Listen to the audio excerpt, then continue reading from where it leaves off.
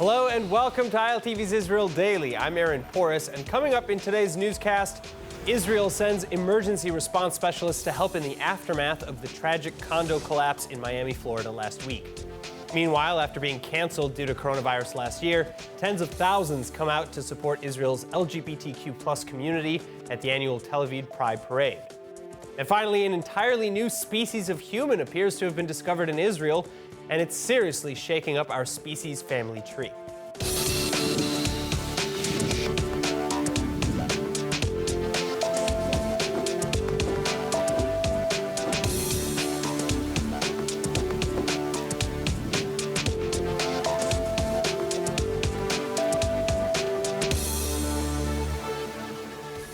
The United States and many communities around the world still reeling from a tragic condominium collapse in Miami, Florida last week.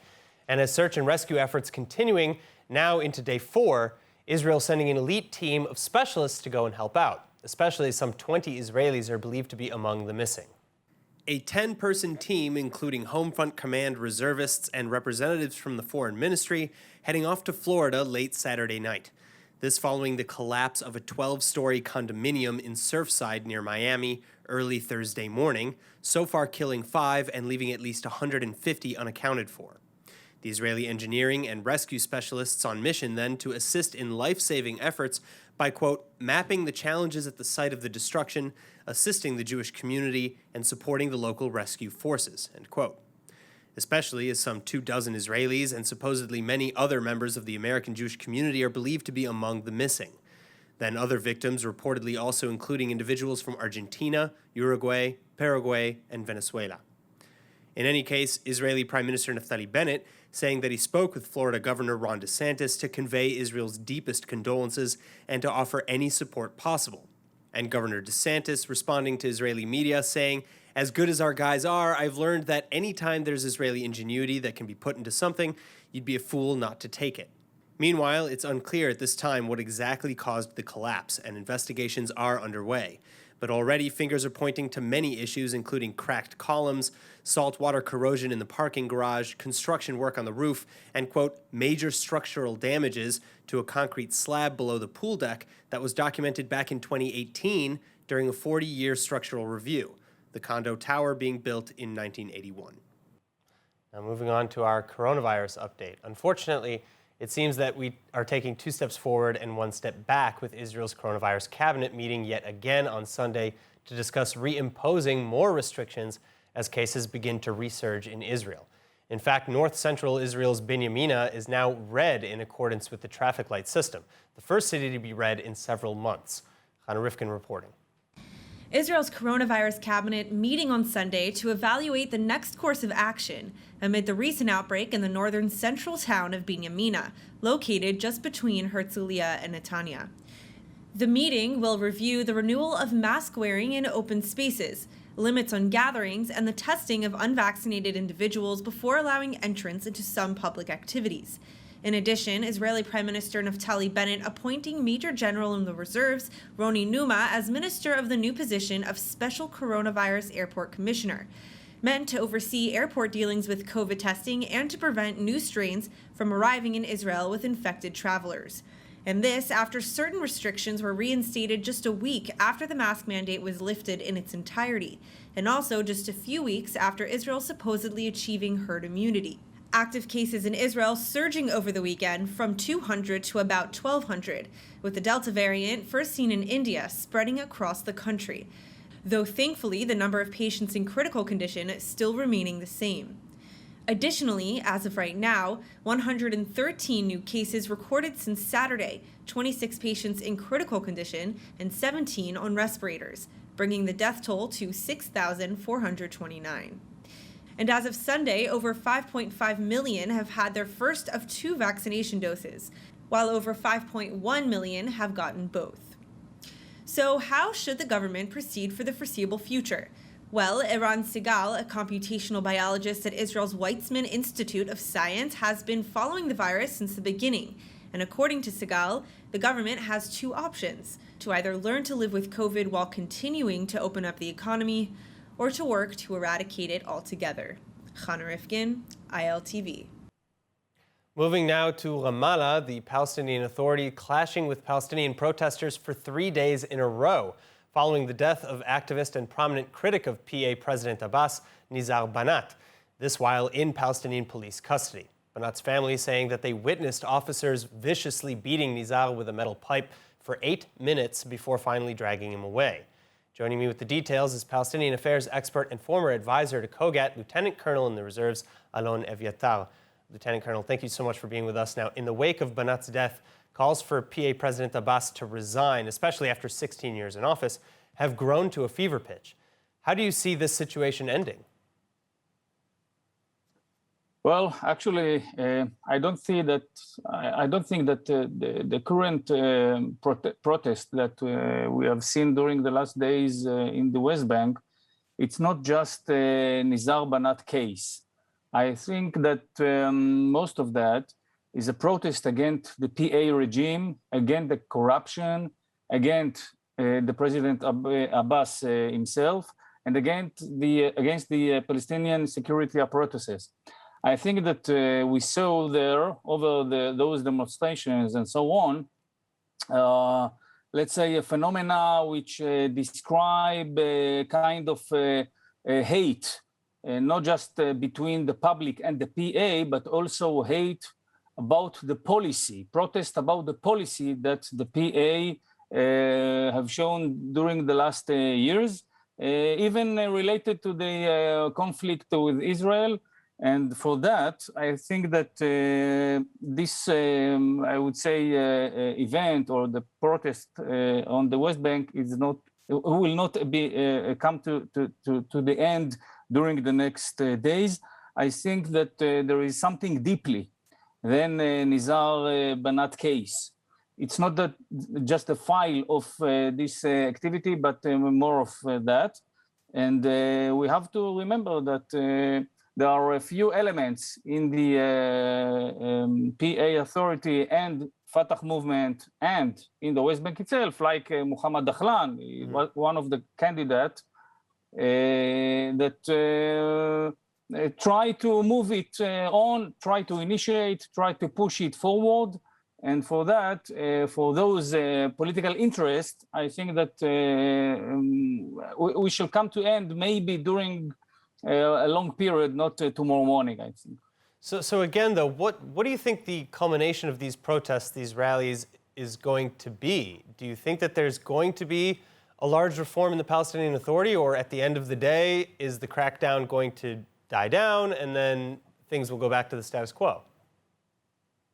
Well, it's a very important question because the point is, or the topic, it's the question, what will be in the end? I think that first, we have to remember that the PA itself tried to do all its efforts to prevent any international investigation. This is for the beginning. The PA doesn't want that any factor, any element outside from the West Bank will be involved in this case. Second, I think that the main interest of the PAs is to come down, to relax those protests, those activities that try to change any policy in the PA or culture, if you want, political culture. I don't think that we shall be we shall see any crucial or a huge change in the PA itself. And I think that the most mission, the biggest mission of the security apparatuses is to prevent any escalation of this protest, and therefore I don't think that we shall be we shall see something huge on the ground. Of course, that there is a negative impact and influence of this protest, but if you ask me that if the PA authority will change something huge in the policy, in the internal policy, I don't think so. All right, Lieutenant Colonel Evyatar, thank you so much. Thank you. In other news, Indian security officials have now announced the arrest of 4 individuals suspected of connection to the explosion outside of the Israeli embassy in New Delhi earlier this year.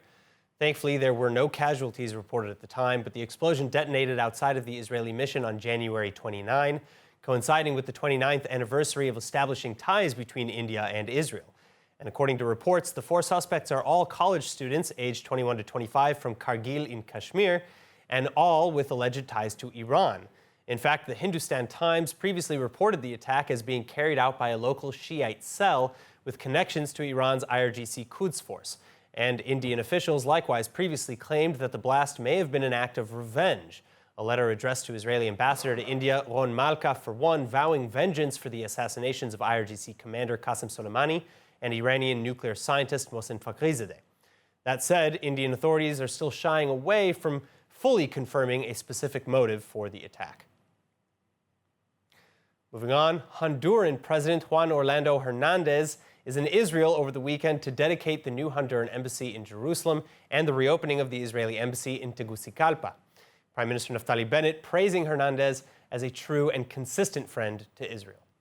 כבוד הנשיא, תחת ההנהגה שלך, הונדורס עומדת באופן עקבי לצד ישראל במוסדות הבינלאומיים, כשזה לא תמיד פופולרי, ולפעמים זה גם כרוך בתשלום מחיר, וזו העדות לחברות, המוכנות לעשות פעולות כולל תשלום מחיר. אני רוצה להודות לך ולציבור בהונדורס על אותה תמיכה.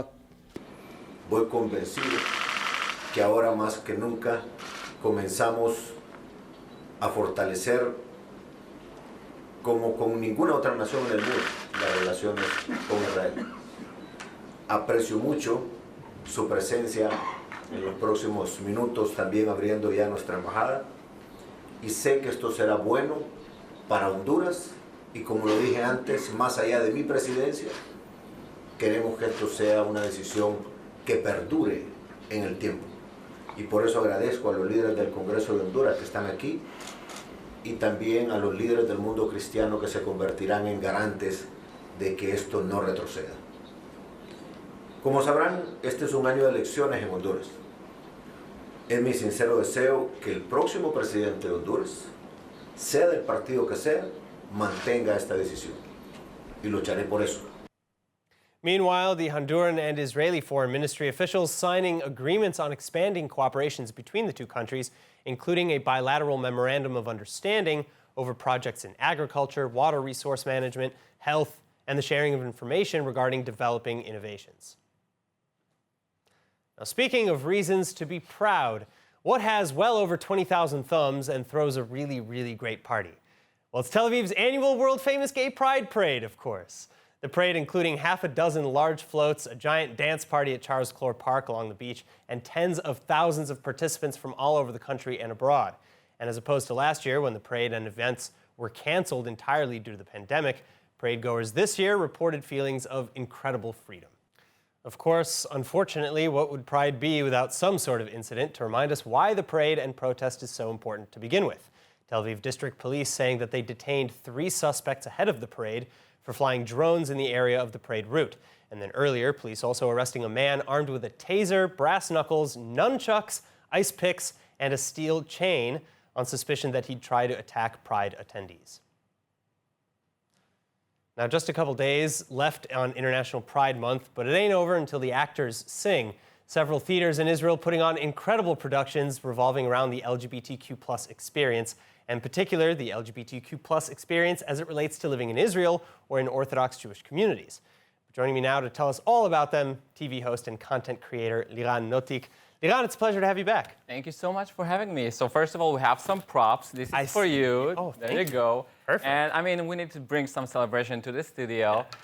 Well, we have a concept today. It's a pride theme of the play of theaters in Israel. We start right away with our first review. Actually, I've been in that show last night. So we're talking about Four Mothers. That's the name of the play of Beth Lessing Theater. Everybody knows that theater. It's all about the conflict between a straight couple, a young lady, young man who wants to get married. And then she realized all of a sudden that he's having 4 mothers. And he's realizing that she's coming from a very Orthodox family. What happens? when those two families needs to join together to, family reunion, having marriage in Israel. This is sophisticated stuff, I'm telling you that. And it's comic play. It's comic play. It sounds like it could go either way, yeah. Like it could be very funny or very tragic. I mean, one of the only two. have one choice, which is to laugh about stuff. And the audience was over-thrilled with lots of laughter and joy and happiness. Moving on to our second segment. Oh, wait, before that, I want to give a small shout-out for the young actress. So, Udi Rothschild, Merav Feldman, Mitan Lotik, Lirit Balaban, Shiri Gadani, Adi Gilat, Naama Amit, Ona Rodberg, and Yuval and I are the actors. Just a quick shout-out. Yeah, it's a very quick one. Okay, the second one is Less is More. That's the name of the show. It's a fringe indie show about a group of ladies. First of all, let's have a small glimpse from the show.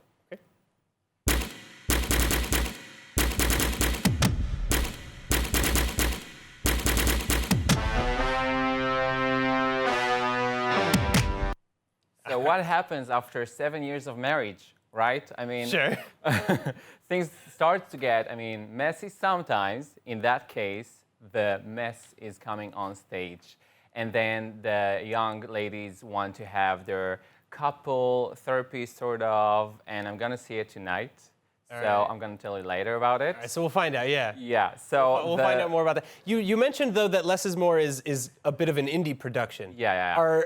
Is that opposed to the others that we're talking about today? yeah, Are they like much bigger? Yeah, I always try to bring some fringe theater indie shows against the big theaters because we want to give a shout out to everybody, right?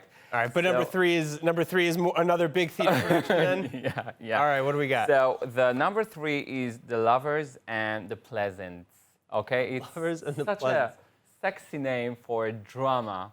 It's clickbait, that name, for sure. It is. First of all, let's have a small glimpse from the show and we'll talk about it.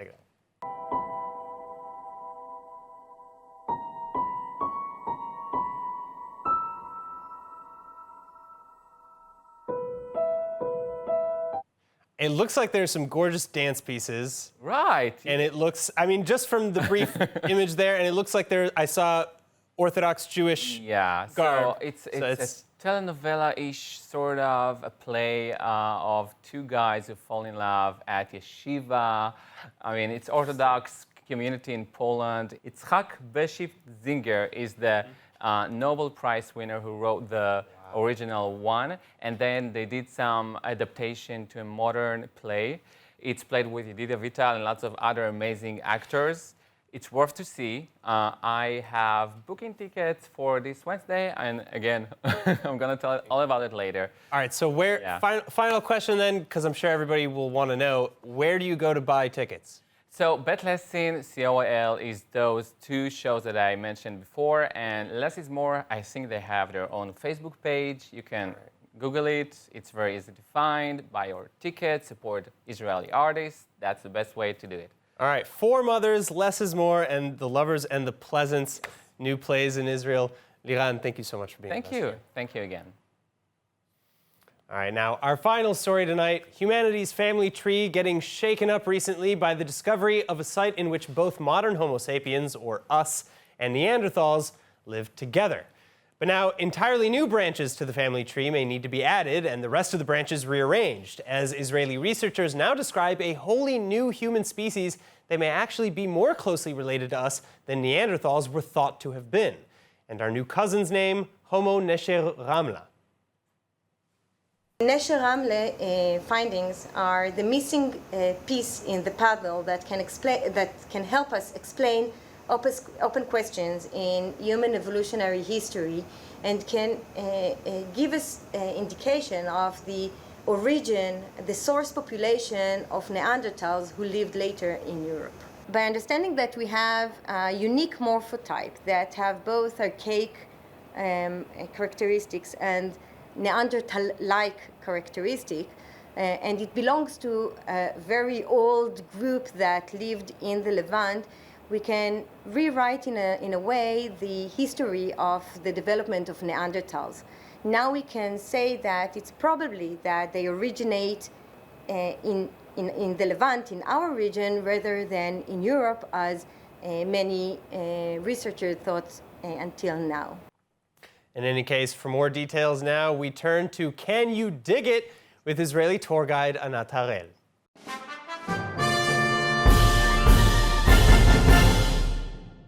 Hey, Anat, thank you so much for joining us. Now, what is this new species? How was it discovered? And how would you describe it in relation to the Homo sapien and Neanderthals? Hi, Aaron. Nice to see you again. Just last week, we talked about finding out that Neanderthals and Homo sapiens lived together right in this area, right? Mm-hmm. And less than a week later, we discover that we have found a new species older than Neanderthals in the same area, in this crossroads between the three continents. And the name of it is Nesher Ramla because it was discovered in some kind of a salvage excavation next to a cement factory near the city of Ramle, which is very close to the airport in the center of the country. Sure. So they decided to call it Nesher and Ramle. And what it tells us is that the beginnings of Neanderthals, we historians all thought that Neanderthals began in Europe, but more and more evidence is being presented slowly that Neanderthals actually began in this part of the world, in the Levant, on the Eastern Mediterranean. And that's what's so exciting. So I understand from what I've read that the Nesher Ramle species is actually more closely related to Homo sapiens, however, than Neanderthals. So if the Nesher Ramle is older than the Neanderthals, how is that the case? I think you have it a bit wrong. From what I read is that they're close to Neanderthals, and they're very close to ancient, what they call archaic Homo species. So the oldest part of the Homos that came out of Africa. So they are more ancient than Neanderthals, right? And what's so cool is 30 years ago, I used to teach human evolution to sixth graders in California. And I used to teach that first came the Australopithecus, and then the Homo habilis, and then the Homo erectus, and it was like this straight line. You remember that T-shirt that has the chimpanzee, and then this hominid walking in straighter and straighter, and then there's human, right? But that's a bit of an oversimplification. True, but we thought it was more of a straight line. And now we know that there's this huge tree with different branches of hominids, all used to live, many of them around here. And eventually, most of them died out until we are the only ones that stayed around. But when we say these little branches, these little changes from one species to another, what separates us? What separates us, first of all, hundreds of thousands of years. Okay. And what separates us is that when we discover a new species, we discover a species that has specific characteristics, a bigger jaw, a smaller chin. For example, the Nesher Ramle group, had no chin. The chin was very small and the teeth were really big. And then, what is really cool is that we, or historians or archaeologists, have been finding pieces of this group for a number of years, and they couldn't catalog them because the way we document these bones is that all the bones with the same characteristics belong to the same group. And so all these pieces were discovered and just put in storage because they couldn't figure out where they belonged. And now they've discovered, they said, you know what? This must be a new species. And they've said, yes, it's a new one. So all of those pieces that are in storage that before they didn't know where it belonged, now all fall into place. Now we know. And so what separates us is, bigger eyebrows, bigger nose, bigger chin, no chin, bigger teeth. Sure. That's what separates all of us. All right. Anat Harel, a pleasure as always. Thank you so much for joining us. Thank you very much, Aaron. All right, now that's it for today's news. Today's exchange rate is 3.25 shekels to the American dollar and 2.65 shekels to the Canadian dollar. And finally, for the latest updates and news from ILTV, please like ILTV on Facebook, follow us on Instagram, and subscribe to our YouTube channel as well as to our newsletter at iltv.tv. I'm Aaron Porras. Be well, and thank you so much for watching.